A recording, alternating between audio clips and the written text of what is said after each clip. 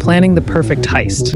That's the easy part. Holding on to all that cash without going down, well, that's where things start falling apart. Paranoia, backstabbing, and one bad decision is all it took to bring the whole operation crashing down.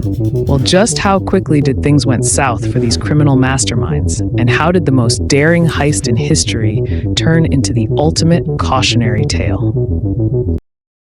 It's 1950, and these guys, 10 to be exact, had one thing on their mind: cold, hard cash. And not just any cash. We're talking about the largest cash robbery in the history of the United States. The target? The Brinks Armored Car Depot in Boston, Massachusetts. But this place was a fortress of money. It had cash, bonds, payroll, you name it. But surprise, surprise, even the best fortresses have weak spots. So here's the deal. These guys weren't your average crooks. They didn't just bust through the doors and start grabbing stacks. No, they took their time. Years of planning. They studied the building, its security, the guards' routines, everything.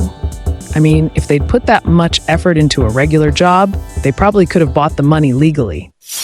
They cased the place for 18 months. They spent a year and a half watching and waiting.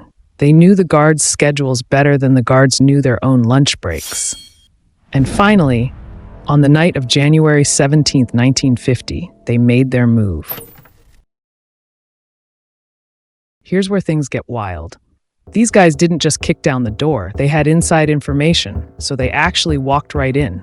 The building was practically gift-wrapped for them. The alarm system, disabled. The guards, tied up and blindfolded before they could even say stop. And get this, they didn't even have to rush. They spent 30 minutes just calmly taking the cash. Imagine that. No Hollywood car chases, no crazy standoffs, just a calm, smooth operation.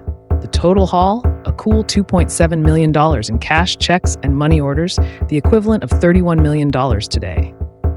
Not bad for a night's work, huh? And what do they do next? They vanish. The authorities had no idea who pulled it off. The heist was so clean, so well organized, that for 6 years, it was one of the biggest unsolved crimes in American history. The FBI was stumped. They had no leads, no suspects, nothing. These guys had played it perfectly. No fingerprints, no clues. It was like they were ghosts.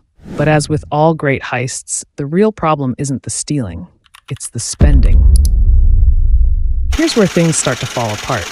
You see, stealing $2.7 million is one thing, but what do you do with all that cash?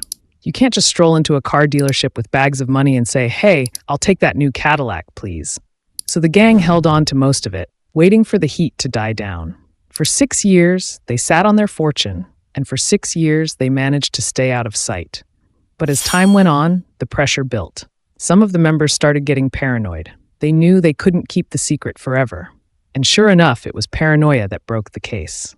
One of the guys, Joe Specs O'Keefe, got busted on a completely unrelated charge and didn't want to serve time alone. He became the FBI's inside man, spilling the beans on the whole operation.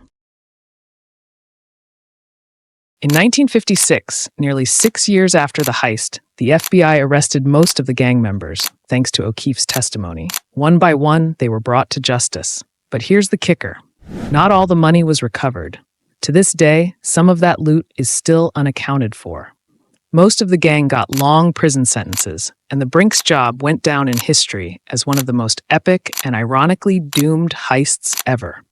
The Brinks security company even used the whole thing as a lesson in why they're the most secure option, because they learned the hard way what happens when you don't double-check your locks.